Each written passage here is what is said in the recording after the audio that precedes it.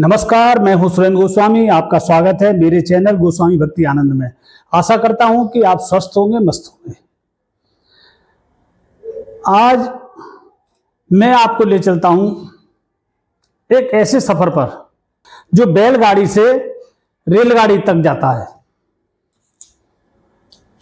पहले public transport में शहर में, कस्बे में सिर्फ घोड़ा तांगा और गांव में बैलगाड़ी हुआ करती थी। बारात भी अगर जानी होती थी या बारात अपने यहाँ आनी होती थी, अपने गांव में, अपने कस्बे में, अपने शहर में, तो शहर में, कस्बे में वही घोड़े तांगे से और गांव में बैलगाड़ी से। शादी तय होने से महीनों पहले तैयारी शुरू हो जाती थी।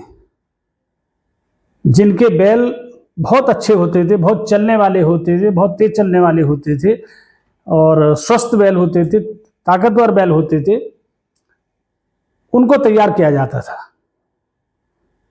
देसी घी पिलाया जाता था, सरसों का तेल पिलाया जाता था। बैलों पर कमर के पास नीचे गुलाई पर, वहां दोनों तरफ मेहंदी लगाई जाती थी और सींगों में रंगीन साफा और बड़ी मनोहर छटा होती थी जब बारात निकलती थी। क्रम से गाड़ियां रहती थी।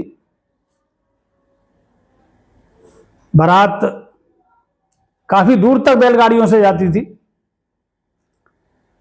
पहले से तय होता था कि पहला पड़ाव रास्ते में वहां होना है और नजदीक कहीं होती थी तो एक दिन में पहुंच जाते थे। तो रास्ते में पड़ाव के लिए घर से खाना बनाकर ले जाया जाता था। पूरी सब्जी और क्या होता होगा, यही होता होगा। हमारे होश संभालने तक मुझे भी ध्यान है, मैं एक आध बारात में बैलगाड़ी से गया हूं। तो रास्ते में पड़ाव पर रुकते थे, खाना पीना अपना ले जाते थे, पशुओं के लिए, बैलों के लिए चारा ले जाते थे। अगले दिन फिर सुबह अपने नित्य कर्म से निवृत्त होकर फिर आगे बढ़ते थे। खैर, बारात जहां जानी होती थी, वहां जब पहुंचती थी तो बारात को गांव से दूर किसी बाग में ठहराया जाता था। उस समय बाग बहुत होते थे। बाग में ठहराने के बाद गांव से ही जलपान की व्यवस्था होती थी, भोजन की व्यवस्था होती थी। उसको कहते थे बाग की रोटी। बड़ी मशहूर थी। सबसे पहला काम ये होता था, बाग की रोटी देनी है बारात को और वहीं आराम करते थे। शाम को लगभग बारात को गांव से फिर भी कुछ दूर ठहराया जाता था। कोई स्कूल हो सकता था, कोई किसी की नोहरा यानी घेर जिसको कहते हैं वो हो सकता था, कोई किसी झोपड़ी हो सकती थी। तो उस समय पक्के मकान तो शायद नहीं होंगे, तो वहां उनको ठहराया जाता था। फिर शाम को बारात की चढ़त होती थी।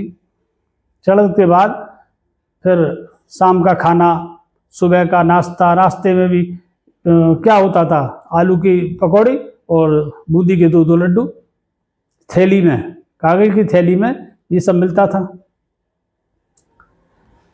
आजकल के युवा क्या जाने कि बारातियों ने कितने संकट झेले हैं। हालांकि अभी भी संकट कम नहीं है बारातियों के लिए, बताऊंगा बाद में वीडियो में। तो फिर रात का खाना हो गया वहां। अगले दिन बारात फिर रुकती थी, यानी कि एक दिन जाने का, एक दिन रुकने का, एक दिन वापस आने का। तो जिस दिन रुकते थे उसको बोलते थे बढ़ार, बढ़ार की बारात यानी। तो अगले दिन सुबह नित्यकर्म से निवृत्त होकर के फिर वही नाश्ता, दूध जलेबी आ गई ज्यादा ज्यादा, ये सब रहता था।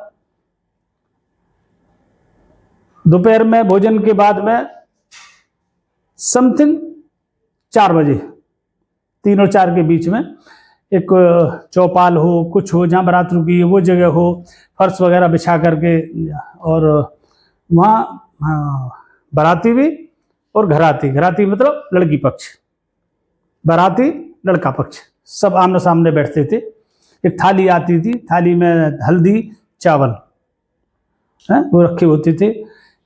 एक एक व्यक्ति को खड़ा करके लड़की पक्ष से पहले लड़की के पिता, लड़के के पिता का तिलक करके 1 रुपया भेंट का मिलाई बोलते थे, उसको देते थे। लड़की के मामा लड़के के मामा की मिलाई करते थे। अगर हाँ, उससे पहले एक दूसरे का, रिश्तेदारों का गोत्र पूछते थे, मड़ी पूछते थे। अगर टकरा गए तो वो, जैसे लड़की का मामा लड़के के मामा की मिलाई करनी है और उनकी मड़ी गोत्र एक मिल गया तो वो उसकी मिलाई नहीं करेंगे, कोई और व्यक्ति करेगा। तो इन चीजों का बड़ा ध्यान रखा जाता था और बड़ी हंसी ठट्टा होता था, मजाक होती थी। तो वो गले मिलते थे, भेंट दे करके, टीका करके, भेंट दे करके गले मिलते थे आपस में। तो कितना सुंदर दृश्य होता था वो, मैं बताने शब्दों में नहीं बता सकता। वो तो देख करके और महसूस करने की चीज है। अगले दिन सुबह फिर कलेऊ बोलते थे, कलेऊ। कलेऊ में कुछ भी हो सकता था, पूरी सब्जी भी हो सकती थी, बाद में तो बहुत चीजें बनने लगी। खैर, जब बारात विदा गाड़ी से होती थी, अगर एक दिन की यात्रा है तो शाम को ही पहुंच जाते थे देर सवेर, और फिर वही पड़ाव वाली बात आती थी तो फिर वो खाना पैक करते देते थे। तो ये था बैलगाड़ी का सफर। फिर थोड़ी और उन्नति हुई, बस बुक करने लगे लोग, बस से जाने लगे। उसमें भी बढ़ार रुकती थी, पहुंचे बस बारात को छोड़कर वापस आ जाती थी। वो अपना और बुक जो उसके पास होंगे, जहां तो रूट पर चलती होगी उसके, उसमें भी बढ़ार रुकती थी। तीसरे दिन वही आने का क्रम वही रहा, लेकिन उसमें वो बाकी रोटी का सिस्टम वो खत्म हो गया। फिर सीधे वहीं जाते थे जो उनकी जगह उन्होंने नियुक्त कर रखी थी, भाई यहाँ बारात रुकेगी। फिर थोड़ा और किसानों के पास ट्रैक्टर आए तो ट्रैक्टर से जाने लगी। ये टेम्पो मेटाडोर जो होती है, इससे भी जाने लगी। फिर वो बढ़ार वाला सिस्टम खत्म हो गया। फिर गए, रात भर रुके, अगले दिन बारात विदा होकर के आ गई। बस के बाद में अब जैसे दूर की बारात हुई तो लोग ट्रेन से जाने लगे, पूरी बोगी बुक करा दी, उसमें बारातियों को ले जाने लगे। आज भी ऐसा होता है कि कोई दूर की बारात है तो ट्रेन की बोगी बुक कर लेते हैं या उतनी सीट बुक कर लेते हैं, बारात चली जाती है, आ जाती है। अब जो शादी का समय चल रहा है, मैं तो यही सोचता हूं कि बाराती को सजा दी जा रही है।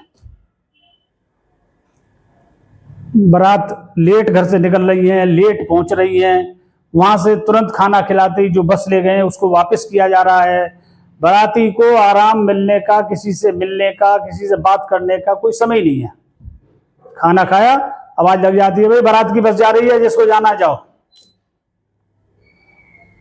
और जिसको क्या जाना, जो बेचारा बस से आया वो तो बस से जाएगा, और जो अपने वाहन से, 4 व्हीलर से जा रहे हैं, वो तो तुरंत वहां से वापस आ जाते हैं रात में। शादी में जान पहचान के लोग मिलते हैं या जान पहचान करनी होती है, बात करना चाहते हैं, तो डीजे बात नहीं करने देता। डीजे इतनी जोर से बजता है कि आप बात कर ही नहीं सकते, चाहकर भी जोर जोर से चीख चीख कर बोलते रहेंगे, सामने वाले को भी कुछ पल्ले पड़ा, कुछ नहीं पड़ा। तो बिल्कुल जो बैलगाड़ी की यात्रा थी उससे और रेलगाड़ी तक पूरा दृश्य बदल गया। वो आव भगत बदल गई। बैलगाड़ी के जमाने में 10-20 लोग अगवानी करने आते थे बारात की, 1 रुपया दे करके स्वागत करते थे। अब आप पहुंच गए, कोई पूछने वाला नहीं है कि आप आ गए या नहीं आ गए। ना पहले टेलीफोन होते थे, ना चिट्ठी का कोई सिस्टम था ऐसा कि भी चलो चिट्ठी, भाई बारात गई, तीसरे दिन वापस आनी है, अब वहां क्या हुआ क्या नहीं हुआ वो लौट गई पता चलेगी घर वालों को। बाकी जो घर में खास तौर से महिलाएं रह गई हैं, भाई कैसा हुआ कैसा नहीं हुआ, कोई बात तो नहीं हुई। कोई शुद्ध खाना था, देसी खाना था, प्रेम बहुत था। देसी खाना, देसी लोग, मोटा खाना, मोटा पहनना, बहुत आनंद आते थे। हमने भी बारात करी है ऐसी बारात की। रुकने वाले दिन तो वहाँ खूब मस्ती होती थी। कोई नहर बम्बा पास है वहाँ नहाने चले गए, कहीं बाग में कहीं घूमने चले गए हैं, कोई रिश्तेदारी है लोग उनमें मिलने चले गए, मिलते थे, बात करते थे। उसमें क्या होता था, भाई ये लड़का किसका है, कोई लड़का अच्छा सा देखा तो लोग पूछते ये किनका है, फलाने का है। तो कभी ये सोचते मन में ये हमारी लड़की के लिए ठीक रहेगा, तो रिश्ते तय होने की संभावनाएं उसमें रहती थी। कई बार तो ये भी होता था कि भाई लड़के का भाई है दूसरा, ठीक लग रहा है यार, लड़की है दूसरी, कर दो यार यहीं, हाथ के हाथ वहीं कर दिया, गए एक को ब्याह ने, दो को ब्याह के ले आई। तो उस समय को तो एक कह सकते हैं गोल्डन टाइम। पैसा नहीं था लेकिन प्रेम था, समय था, सब बड़े आनंद से रहते थे। कोर्ट कचहरी नहीं होती थी लड़का लड़की के झंझट में जो आज हो रहा है, जो 70% मुकदमे कोर्ट में चल रहे हैं तलाक के, कुछ नहीं होता था उस समय। लड़की की कोई कष्ट होती थी तो झेल लेती थी, बड़े बड़े परिवार होते थे। अब बिल्कुल समय बदल गया। अब रेलगाड़ी की छोड़ो, हेलीकॉप्टर से दुल्हन को लाने लगे हैं। बहुत सारी जगह ऐसा हुआ है कि भाई दुल्हन हेलीकॉप्टर से विदा हुई है, लेकिन बाद में रिजल्ट ज़्यादा अच्छा नहीं है। मिलावट का समय चल रहा है, मिलावटी चीज़ें, मिलावटी लोग। पहले देसी चीज़ें, देसी लोग, कोई मिलावट नहीं, शुद्ध मिलता था, शुद्ध लोग होते थे, विचारों से, भावनाओं से। वीडियो अच्छी लगे तो लाइक करें, कमेंट करें, शेयर करें, चैनल को सब्सक्राइब करें। आपकी एक क्लिक से एक लाइक बढ़ जाएगा, एक सब्सक्राइब बढ़ जाएगा, आपका उसमें कुछ भी खर्चा नहीं हो रहा है। धन्यवाद, नमस्कार, मिलते हैं अगली वीडियो में।